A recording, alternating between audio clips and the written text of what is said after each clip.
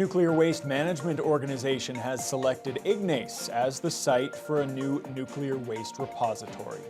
Good evening and thank you for joining us. After years of planning and debate, the big decision was finally announced today. The site near Ignace has been chosen for the planned deep geological repository for Canada's nuclear waste. The town of Ignace and Wabigoon Lake Ojibwe Nation both saw strong support to continue in the willingness process. Those who oppose the site can still have their concerns heard as the process continues. Justin Hardy has been following this controversial project. He joins us in studio. Justin, how are the two host communities feeling? Riley, it's a breath of relief for both Ignace and Wabigoon Lake. Today's decision is the culmination of over 10 years of work for the communities and the NWMO, but it's not the end of the road. The project is now entering a federal regulatory process that could take up to a decade to complete. We are prepared, we are ready, and we are excited. Ignace was the first of the two municipalities around potential sites to declare itself willing to host a deep geologic repository for Canada's nuclear waste. Wabigoon Lake was the first of the two First Nations. Both communities showed strong support when their willingness was put to a vote. That enthusiasm has paid off as the Nuclear Waste Management Organization has selected the northern site. Ignace Mayor Kim Bagri had this to say following the big announcement. Very emotional as well.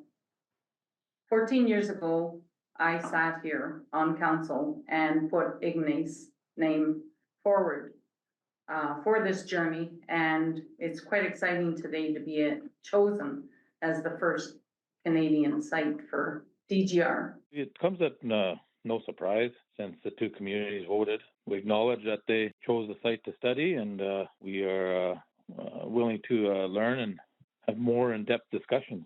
Wabigoon Lake Ojibwe Nation Chief Clayton Wittalainen points out this is just the beginning of the federal regulatory approval process. I just want to make sure everybody is, don't jump to conclusions. It's not a rubber stamp and ground is being broken. There's a 7 to 12 year process to go through all the approvals, and many questions will be coming up. Despite the wide majority votes in Ignace and Wabigoon Lake, that doesn't mean everyone is excited about the chosen location. Lise Morton, Vice President of Site Selection for NWMO, says she understands some still oppose the project and invites them to take part in the ongoing process. Both the communities of Wabigoon Lake Ojibwe Nation and Ignace, their residents had those same concerns and those same questions and have spent a decade learning about the project. So we understand that people have to have some time to learn more, to ask us questions, and that process will continue now. Absolutely, with communities regionally, with neighboring communities and First Nations and the Métis Nation of Ontario. We understand that there's still work to do with others in the area. Opponents of the proposed DGR were not immediately available for comment, but they'll be speaking to TBT News on Friday. Justin Hardy, TBT News. Officials at the Thunder Bay Correctional Centre hope the heating failure at the district jail is repaired sooner rather than later. The centre on Highway 61 is currently housing 250 inmates, which is about 100 more than its normal capacity. The union president for the correctional workers says it's not an ideal situation, but they're doing what they can to manage. Jonathan Wilson reports. Well, it's been a struggle. The layout of our building is not designed to house that many offenders. The Thunder Bay Correctional Centre on Highway 61 has an optimal capacity of 146 male inmates, but right now the facility is bursting at the seams with around 250 prisoners. This comes following the evacuation of the district jail earlier this week after the main boiler there broke down. 189 inmates had to be relocated. The OPSU president at the Correctional Centre, Sean Bradshaw, says they took on as many of those inmates as they could. So there's offenders being housed in areas that traditionally wouldn't house offenders. So we've had to adapt some of that. Luckily, we've been able to resurrect some COVID protocols and adapt that to what we're doing. But then in an area where we traditionally only have one person to a room, there's two. The new addition on Highway 61 just opened last year and is now housing 100 inmates instead of its usual 50. The jail also transferred around 100 prisoners to other parts of the province, and there's just a few inmates awaiting a spot elsewhere. A lot of the institutions around the province have taken in offenders from the jail, so we're thankful in Thunder Bay for that. And we're just hoping for a quick turnaround to get back to normal operations, because what's going on here is not ideal at all.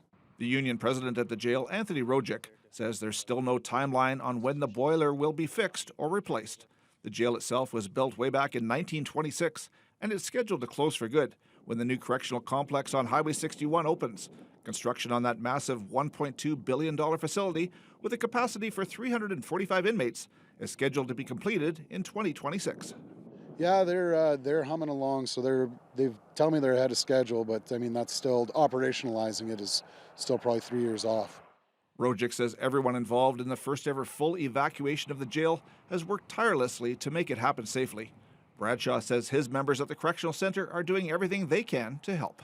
All the corrections staff in Thunder Bay have been absolutely amazing. We've been working well with our management teams, just all pulling in the right direction. So, yeah, it's a lot to ask an operation like this to do what we're doing, and our staff have risen to the challenge. So, it's been very impressive. Jonathan Wilson, TBT News. Thunder Bay Fire Rescue responded to a house fire on the city's north side this morning, and it didn't take long for firefighters to figure out the cause. The fire broke out just before the lunch hour at a Dufferin Street home. Fortunately, no one was hurt. The point of origin was determined to be the front porch. Fire officials say a plastic bucket of ash from a wood stove was left on the porch. The material was apparently still hot and caused the fire that melted the siding and scorched the outer wall near the roof. A large number of firefighters responded and the blaze was quickly contained. Reaction today following Prime Minister Justin Trudeau's emergency meeting with the premiers over President-elect Donald Trump's tariff threat. Premier Doug Ford says Ottawa and the provinces are on board that Trump's border concerns need to be taken seriously. CTV's Siobhan Morris reports. Big smiles from Premier Doug Ford at a groundbreaking, the morning after a frank discussion on the border, following threats from incoming U.S. President Donald Trump to slap a 25% tariff on Canadian goods. It was a positive conversation. We look forward to tightening up the border. All the premiers agree, the Prime Minister agrees, and that's exactly what we're going to do. The Deputy Prime Minister thinks Ottawa found consensus with the country's premiers on the call. Illegal drugs, especially opioids, are a scourge for both of our countries, and that we need to continue to work hard to ensure our border is safe and secure. No details yet on what changes may be ahead. Ford is urging the feds to better fund the Mounties and Border Agency. CBSA and the RCMP have not had the resources to properly close our border to protect guns and drugs from coming from the United States into Canada. But headed the other way, there's not a whole pile of illegal commodities heading to the U.S. from Canada. There are words of caution not to overreact to Trump's social media missives. It distracts people and maybe puts them off balance so that they approach the negotiation with more trepidation, maybe a degree of panic. Canadian leaders insist they're staying level-headed. We agreed that we need to be smart, strong, and united in meeting this challenge. The Premier of Manitoba sees addressing Trump's concerns as mutually beneficial. If we're able to ensure that we have a strong border, if we show the Americans that we're investing in the Canadian Armed Forces here at home, what's the downside? With the hope of taking tariffs off the table. If we can address those issues in a way that demonstrates that we are serious, I think we'll be able to move to the next stage of having constructive trade talks. That was CTV's Siobhan Morris reporting. Thunder Bay's Anti-Racism and Equity Advisory Committee hosted a community discussion today at the Italian Cultural Center.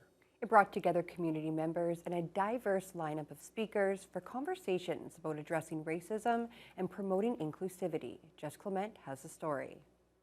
Community members had the chance to get together on Thursday to share stories and experiences surrounding racism.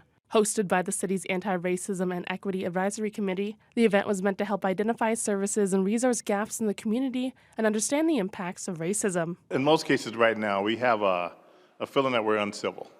And really when we get past looking over the fence at each other and create those doors and windows to create the opportunities to meet each other, we find out how amazing we all are. And those fences that we keep up, we don't need to have those in place anymore. Keynote speaker Carl Crawford is an equity and inclusion specialist for St. Louis County in Minnesota. His talk was about how biases shape our world. Talking about conscious and unconscious bias and how it impacts our professional life and our personal life. It's something that we all have. So now it's just about understanding, when am I looking through that lens of my bias. And how do I do that, and how do I understand those changes? Other topics discussed during the day included Indigenous youth voices, actioning truth and reconciliation, and international student experiences. The city's community safety manager, Louisa Costanzo, says creating inclusive spaces is essential for community safety and well-being. Yeah, honestly, I think it's really, sharing stories and I think that it allows for people to understand when we share stories. So that's a good way to start and a good way to move forward. We cannot stand a negative thought. And it's important for us that we understand not only to build for our future, but understand and learn from the past. So we have that opportunity to teach our children what love really looks like. And they're watching us all the time, what we're saying, what we're doing. So it's important that we have that opportunity to grow together, because none of us can grow when we keep each other separate. Jessica Clement, TBT News. Highway 17 west of Chappaqua was shut down early this morning due to a transport truck that caught fire and quickly burned out of control. Chappaqua OPP along with Shibandwan Volunteer Fire were called to the scene around 3 a.m. Only the one truck was involved in the fire and no injuries were reported. Highway 17 was completely closed to all traffic while fire crews worked to control the blaze. The highway reopened around 7 o'clock this morning. The Thunder Bay Regional Health Sciences Foundation is set to make Canadian history next month, launching its largest ever guaranteed 50-50 grand prize of $2.5 million. Last year's winning ticket for December saw a local family take home nearly $4 million, and this year's 50-50 jackpot could climb even higher. Today's announcement by Foundation CEO Glenn Craig was made at the Thunder Bay 50-50 store at Intercity Shopping Centre. In addition to the jackpot of at least $2.5 million, which will be drawn on January 3rd, there are also $250,000 in early bird draws, including a bonus $50,000 to be handed out on New Year's Eve. We think pretty confidently that we could top that $4 million number easily. If we do the same sort of numbers that we did last year with the way we've been trending up this year, that's a life-changing amount of money. Like anybody and it's tax-free. There's no taxes. It's lump sum. You get it all at once. You don't get it over 20 years. You get a check in a couple of weeks and you're starting your new life. So the last two December 50-50 draws for December, this past December and this December, are being directly allocated to the emergency department.